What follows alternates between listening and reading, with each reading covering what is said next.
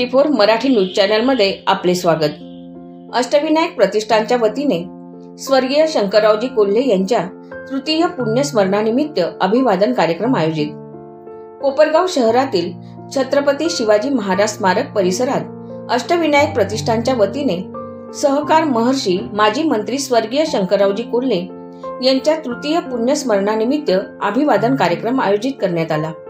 या कार्यक्रमाच्या प्रसंगी माजी आमदार स्नेहलता कोल्हे यांच्या हस्ते पुष्पहार अर्पण करून पूजन करण्यात आले।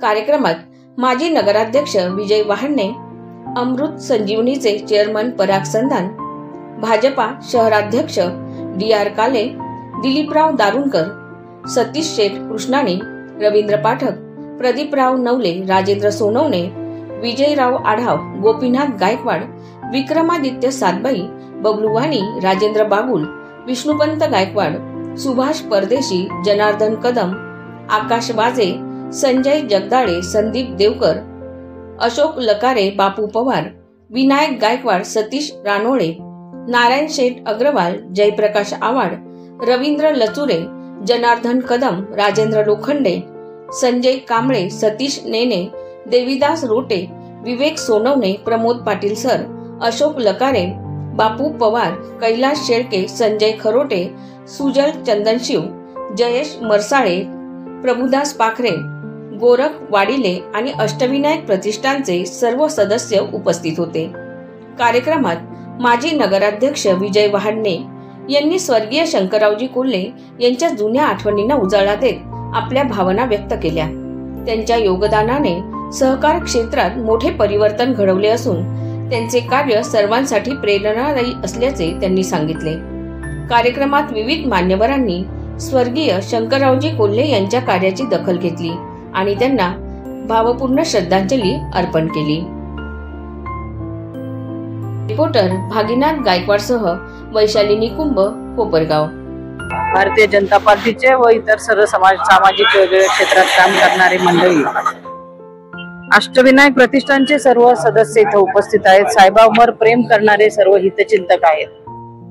आता विजय भाऊंनी त्यांची आदरांजली व्यक्त केली, साहेबांविषयीच्या आठवणी काही त्यांनी सांगितल्या आणि ही वस्तुस्थिती संबंध महाराष्ट्राला माहिती होती की स्वर्गीय काळे साहेब असतील, कोल्हे साहेब असतील, राजकीय विरोधक जरी असले तरी व्यक्तिद्वेष असा कधी फार कोणी कोणाबरोबर केला नाही।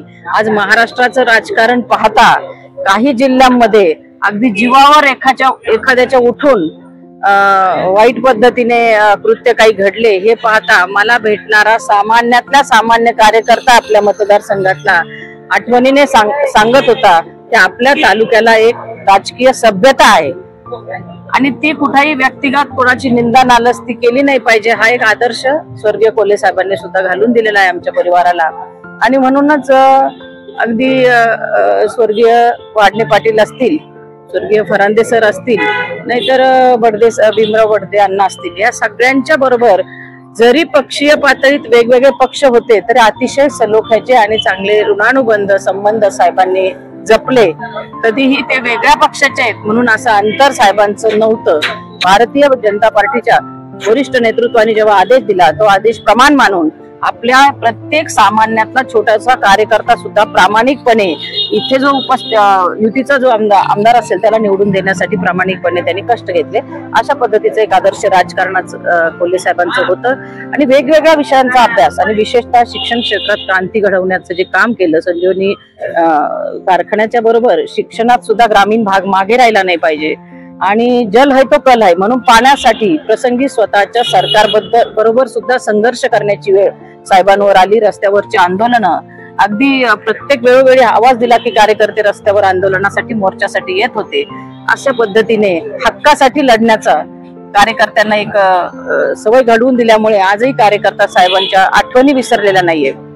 जसं घरामध्ये वडिलांची आठवण राहते प्रत्येक क्षणाच्या बाबतीत, तशीच स्वर्गीय कोल्हे साहेबांची आठवण अगदी म्हणजे कुटुंबात ते कमी राहिल्यामुळे जो कार्यकर्ता साहेबांबरोबर काम केलेला भेटायला येतो तो त्याच्या आयुष्यात साहेबांची आठवण जी काय असेल ते आमच्याशी शेअर करत असतो। असं एक आदर्श व्यक्तिमत्व घडून गेलं आणि माझ्यासाठी तर सून म्हणून नाही तर एक मुलगी म्हणून त्यांनी मला राजकीय क्षेत्रात काम करत असताना त्यांचे अनुभव, त्यांचं ज्ञान आणि त्यांचा आशीर्वाद माझ्यासोबत त्यांनी कायम देण्याचा प्रयत्न केला, सांगण्याचा मला सतत प्रयत्न केला आणि ते मी कधीच विसरू शकत नाही.